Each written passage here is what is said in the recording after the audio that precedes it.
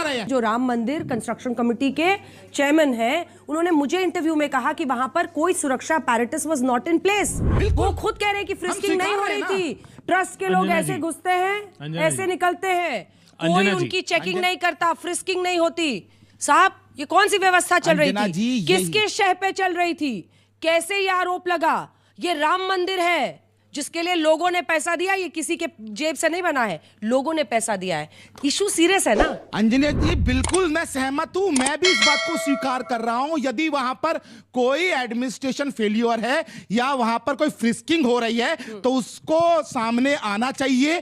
कितने का घपला हुआ, गबन हुआ, कौन जिम्मेदार है, उसकी जानकारी होनी चाहिए। लेकिन आप सरकार की मंशा पे, आप एसआईटी की पवित्रता पे प्रश्न नहीं उठा सकते। भांग खा के आओ का बच्चा?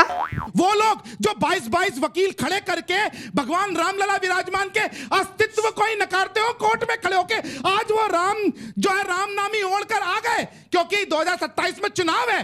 भाई साहब कुछ ज्यादा नहीं हो गया ये? मतलब कुछ भी। अरे जब श्रद्धेय मुख्यमंत्री जी ने हुंकार भर दी कि हम दूध का दूध, पानी का पानी करेंगे, घसीट के निकालेंगे, तो परेशानी क्या है? वेट कीजिए, इंतजार कीजिए, अब आएगा मजा खेल का। इन्होंने जो कहा ना, दूध चुराकर सारा पी गए, पानी पानी बचा है, जांच कौन करेगा? जांच कौन कर रहा है? अमेरिका से बुला लीजिए। अब आप ये देखिए, मैंने आपको बीच में ना बोल, प्रमाण दिया, बांग्लादेश से बुला लीजिए, आपको प्रमाण दिया, पाकिस्तान से बुला लीजिए। अरे पाकिस्तान नहीं जाए तो पेट में दर्द होने लगता है इनको। तकलीफ ये है, मरोड़ उठते हैं साहब इनके।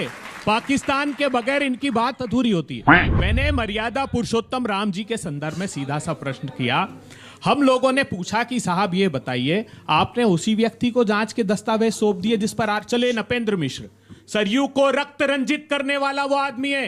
एक पॉडकास्ट में उसने स्वीकारा, चुप रहिए, बीच में ना बोल, पॉडकास्ट में उसने स्वीकारा कि मेरे आदेश से गोलियां चलाई गई। मुलायम सिंह को नहीं पता था, ये उसने एक पॉडकास्ट में स्वीकारा। मुझे कैसे भी करके निकाल मेरे भाई, मैं फंस गया हूं यहाँ। दूसरी मेरी बड़ी बात, वो कंस्ट्रक्शन कमेटी का चेयरमैन है ना साहब, आरोप लग रहा है मीडिया में कि 40% कंस्ट्रक्शन में पे घूस खाई गई। तो क्या एसआईटी ने पूछताछ की नपेंद्र मिश्र से?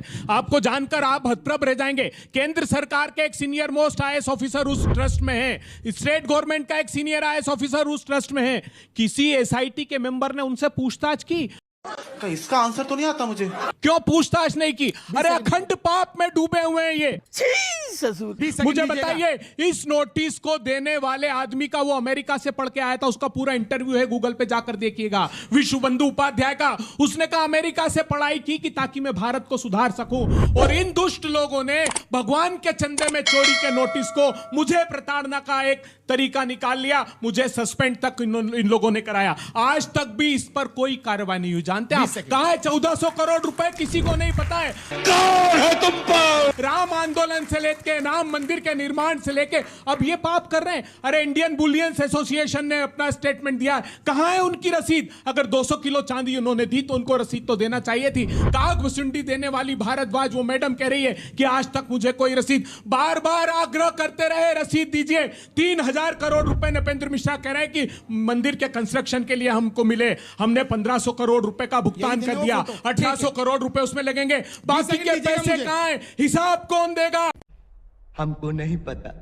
मर्यादा पुरुषोत्तम राम की अगर आस्था पर आंच आएगी तो तुम कहते थे कि कोई अदालत फैसला नहीं कर सकती। जनता की अदालत ने फैसला किया। अयोध्या से मर्यादा पुरुषोत्तम राम ने तुमको हरा दिया, रामेश्वर से मर्यादा पुरुषोत्तम राम को तुमने हरा दिया, चित्रकूट से भगवान राम ने तुमको हरा दिया, खाटू श्याम से भगवान राम ने तुमको हरा दिया। तब भी नहीं समझे, भगवान ने दंडित किया है। अब तुम लोगों की बारी है। मेरा तो इतना लाइफ खराब हो गया है, इतना लाइफ खराब हो गया है मेरा। जब तक इनको तुम दंडित नहीं करोगे, इनके पाप नहीं मिटेंगे। इनको सलाखों के पीछे जब भी सत्ता परिवर्तित होगी, हम आश्वस्त करते हैं कि मर्यादा पुरुषोत्तम राम के रामलला के मंदिर के साथ न्याय होगा। और ये सलाखों के पीछे क्यों हिला डाला ना? मैथिल जी ने उपयोग किया एसआईटी के लिए पवित्रता शब्द का, कि एसआईटी की पवित्रता पर प्रश्न ना करें। कृपया पवित्रता वर्ड की पवित्रता रहने दें, उसको एसआईटी से ना जोड़ें। हम कोई मंदिर का घंटा है कि कोई भी आके बजा जाता है? और दुबे जी, मैं ये कहना चाहूंगा, आपने वीबी गुप्ता वाला, बहुत विश्वबंधु गुप्ता वाला मामला उठाया, उसके बाद आपकी भी सरकार 15 साल रही, उसकी सुन लेते एक बार। सही पकड़े हैं। उसकी क्यों नहीं सुनी गई? उसका पूरा इंटरव्यू देखिएगा, मैं बिल्कुल ठीक है। नहीं सुनिए, मैं उत्तर दे रहा हूँ ना, उत्तर तो दे लेने दीजिए मुझे। सवालों से तलाशी लीजिएगा मेरे उत्तर आ जाने के बाद। उसने इस बात को स्वीकारा कि उसके बाद सरकारों ने मुझे रिस्टेट किया, मेरे साथ ने पूरा इंटरव्यू तफसील से देखिएगा। हाँ, मैं इस बात को स्वीकारता हूँ कि इस पर हमने एक्शन नहीं लिया, हमें लेना चाहिए था। हमको इस बात का आभास था कि ये फिर हमें रामद्रोही कहने लगेंगे। हम तो वचन की मर्यादा की रक्षार्थ अपने सत्ता को तजने वाले लोग हैं, और ये सत्ता की भूख मिटाते मर्यादा पुरुषोत्तम राम को धोखा देंगे। मजा आया, और मैं ये जो मजा है हिंदुस्तान के हर व्यक्ति को देना चाहता हूं। अच्छे दिन आने वाले हैं। पुलिस बुला के बाहर निकाल दूंगा। आपके साथ मैं हूं अंजना।